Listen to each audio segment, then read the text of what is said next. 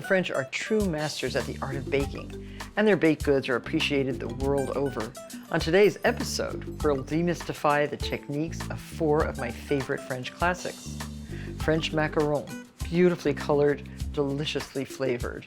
Paris-Brest, a magnificent cream puff cake filled with crème pâtissière and whipped cream. Madeleines, Proust's favorite, my favorite for tea. And Breton butter cake. This delectable, almost like a shortbread cake, is easy to make and you're going to adore it. All of this today on Martha Bakes.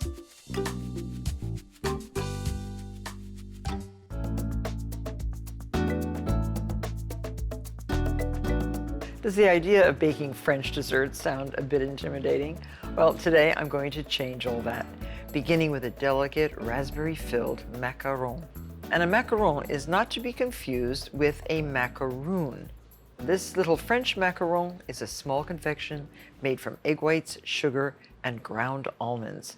And for a little bit of history, it wasn't until the 1900s that Pierre Desfontaines of the Parisian pastry shop and café La Durée decided to take 2 cookies and fill them with ganache.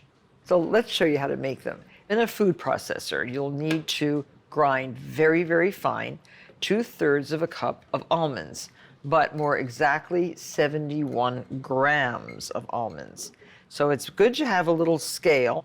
That's 63 and a few more, 71. So these should go right into the food processor. You will also need 117 grams of confectioner sugar. So while I'm set up here, I'm just going to measure out the 117 grams of confectioner sugar. That's approximately 1 cup. 117. We're right there. Okay, so first, grind your almonds until they are very, very fine. Pulse a little bit. Now these are blanched almonds with the skins removed. These are the easiest of the almonds to grind to this fine consistency that we're looking for. And now you can add the confectioner sugar, 117 grams, approximately 1 cup. And grind this all together into a very fine powder. Put this mixture right through the sieve. Very important to do this. Coming out like dust. So there is more than 2 tablespoons. I'm going to put this back in the food processor and hopefully I can get it pulverized a little bit more.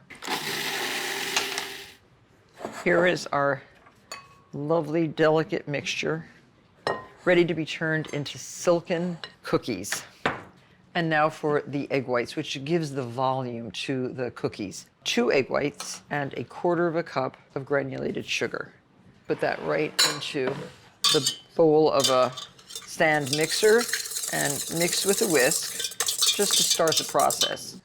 So now we turn it on 4 and beat it for 2 minutes just to get all that sugar incorporated. And now 2 minutes on 6.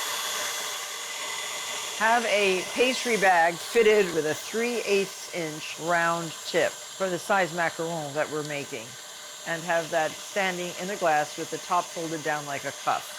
And now turn up to 8 for another 2 minutes. And if you want to color your macaron, and who doesn't want a pale pink macaron, 3 drops of rose food coloring. Always use gel food coloring instead of liquid. Liquids can alter the consistency of the macaron and ruin the results. This is a very beautiful color and a very beautiful silky consistency. So there we have the perfectly beaten meringue, into which we are going to fold all that beautiful almond and confectioner sugar.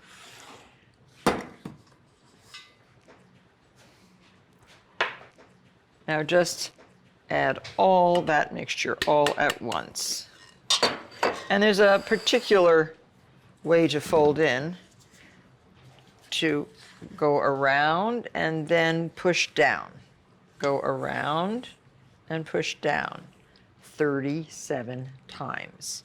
Around, down, around, down. 35, 36.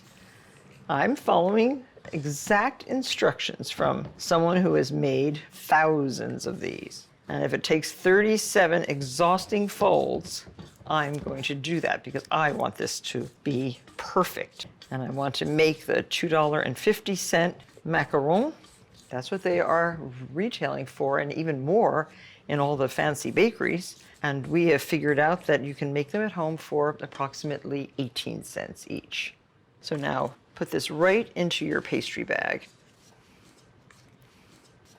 Now pipe it out very evenly, about 3/4 of an inch. They have to all be the same size. This takes a little practice. And you can see they're very smooth, even though they have that ground almond in them. They flatten out nicely. I think that is it. But aren't they pretty? These gentle little discs. Now you have to tap this down twice. 1, there.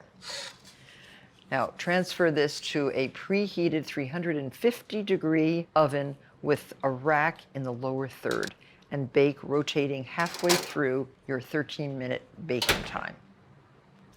So to fill the macaron, and this is just plain raspberry jam, and put on every other cookie. Use a small pastry bag and cut just a small little end off. And you just gently sandwich, pressing just hard enough to see the color around the outside.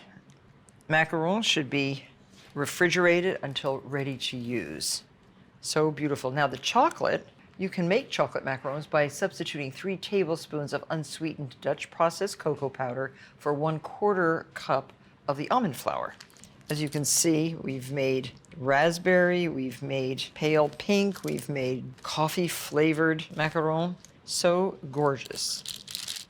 Now, wouldn't you like to surprise your family with a tray full of these for your dinner party? I would.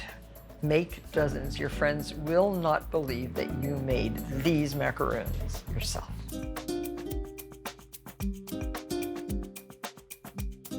Inspired by the local Paris-Brest bicycle race, a Parisian pastry maker is said to have invented this spectacular dessert way back in 1891. And it is a French classic made out of patisserie, filled with a decadent combination of pastry cream and whipped cream. And it is known as Paris-Brest. To make the patisserie, melt 1 stick of butter with 1 cup of water and 1 teaspoon of sugar. Add to that a 1/2 teaspoon of salt. So melt this, and everybody should know how to make patisserie because it is the basis not only for something like a Paris-Brest, but it's also the basis for éclair, for cream puffs, for croquembouche. Okay, so as soon as this comes to a boil, which it is just about to do, just dump in 1 cup of unbleached flour and stir. And continue to stir until the lumps disappear and a film forms on the bottom of the pan, which tells you that the flour is cooking. So there. While that's cooling a little bit, get your baking sheet ready. I have a large bowl turned upside down, and I'm going to make myself a circle. This is going to be basically the diameter of our wreath of cream puffs. Now, I don't like to cook on the lead pencil, so I turn this over. I can still see the outline clearly. And at this time, I'm also going to make my egg glaze, which is brushed on top of the patisserie. Just mix 1 egg with a pinch of salt. Have a large pastry bag fitted with a 1/2 inch round pastry tip. So we're all ready. So this is cool enough to take an egg. Break 4 eggs into a cup measure. Pour 1 egg in, and all of a sudden, the mixture has become smoother. another egg, and stir.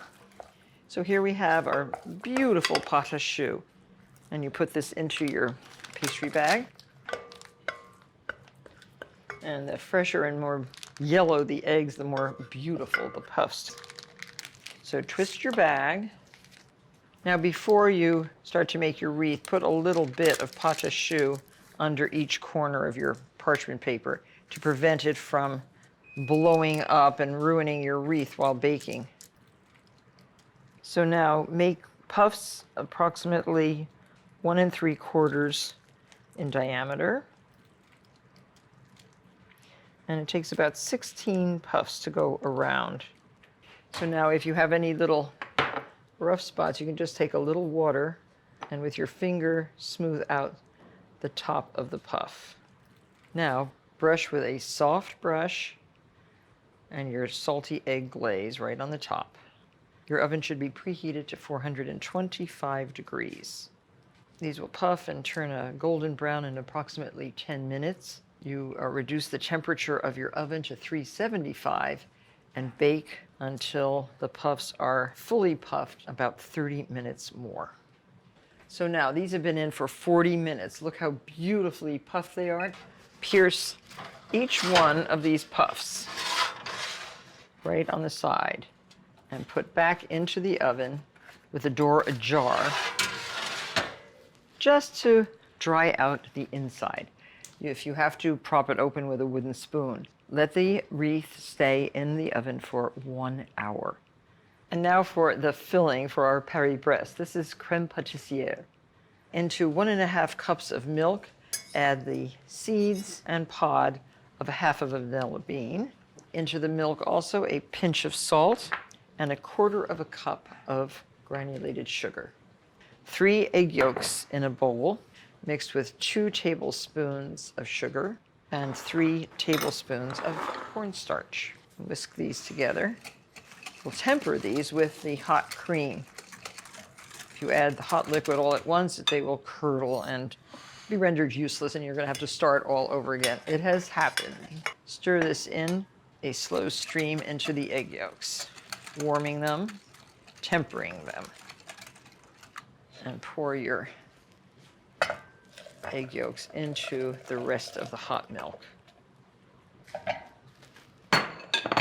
You will cook this mixture, bringing it to a boil over a medium flame. Now to speed up the cooling process, immerse this into a bowl of ice water and add a little butter at a time. The butter adds an additional richness to your crème pâtissière. So when this is cool, just set it aside and we'll start to assemble our Paris-Brest. So now for the final assembling of this elegant French dessert. Take a sharp serrated knife. We now have to cut the top half off like this without breaking the wreath apart. And notice I'm working right on the platter. You don't want to try to transfer this once it's filled unless you have some giant spatula that'll lift the whole thing. Now, look how gorgeous these puffs are. And what we do is spoon the cooled crème pâtissière into each one of the indentations. So first the crème pâtissière, then we top it with whipped cream, flavored with just a little bit of confectioner's sugar. Done. Really gorgeous, light and airy, and now a good sprinkling of confectioner's sugar over the whole thing.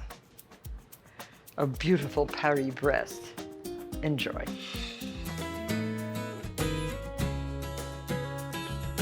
Legend has it that an 18th century Polish king loved these dainty tea cakes so much that he named them after the woman Madeleine, who baked them. Well, nowadays there are many variations, but I'll teach you how to make the classic vanilla version. You start with 4 eggs. You beat these eggs until they're really, really frothy and light with 2/3 cup of granulated sugar and 1/4 teaspoon of salt. Now while those are beating, I'll show you how to prepare the madeleine molds. This is a typical madeleine mold. Half of the shell, sort of like an elongated scallop shell. And it's very important to prepare these molds very, very well by buttering them with room temperature butter and a brush, getting into every indentation, and a little bit of butter on the top of the pan. And then a sprinkling of flour in each of the shells. Bang out all that flour, and there you have it. It's easy, but it must be thorough. Otherwise, you will have madeleines that stick in the pan. Your oven should be preheated to 375 degrees. Have a half a cup of butter melted and cooled, but not solidified. While this is mixing, you can add 1 teaspoon of best quality vanilla. You can see how much volume it's getting. Now this is almost ready. It's really frothy and fluffy. Add 1 teaspoon of lemon zest. And this flour I've already sifted because I'm going to make lots of these madeleines. And you measure 1 cup of sifted flour. A little bit of flour and that. A little bit of flour and that.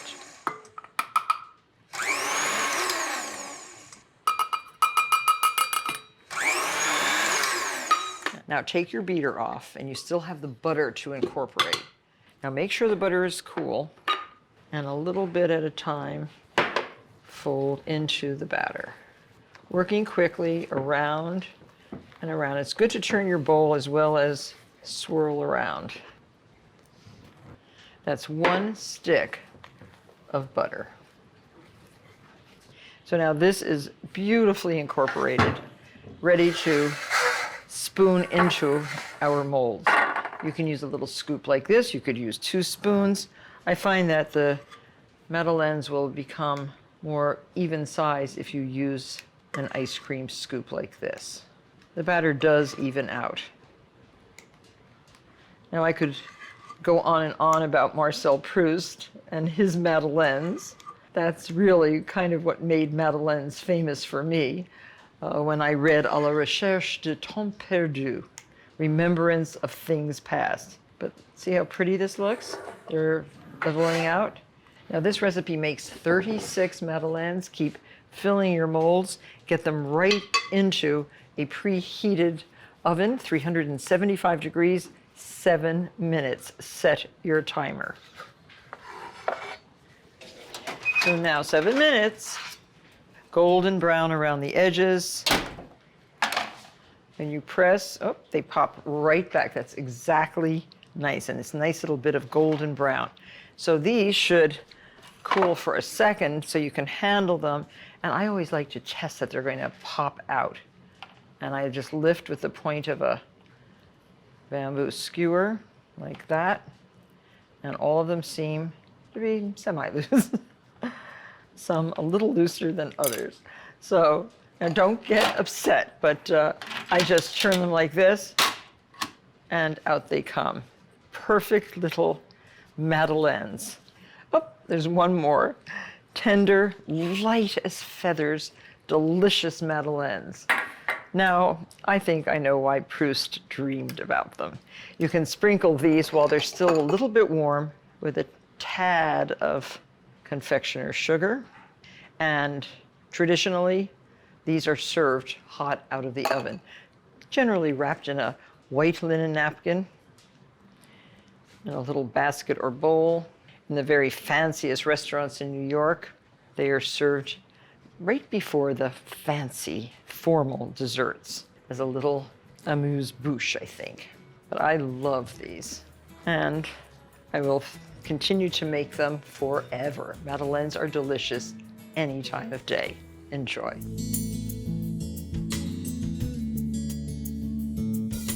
This is a very simple recipe for a Breton butter cake, and it comes from Brittany in the westernmost region of France.